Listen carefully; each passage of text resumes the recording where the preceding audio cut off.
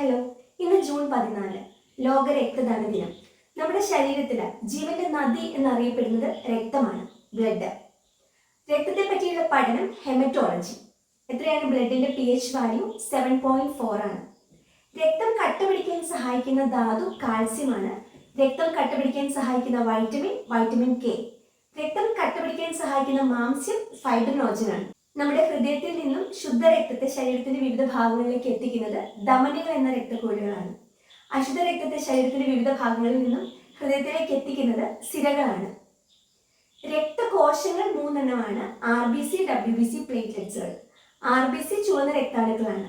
RBCക്ക് ചുവപ്പ് നിറം കൊടുക്കുന്നത് രക്തത്തിലെ ഹീമോഗ്ലോബിൻ ആണ്. ഹീമോഗ്ലോബിന്റെ കുറവ് കൊണ്ടുണ്ടാകുന്ന രോഗമാണ് അനീമിയ.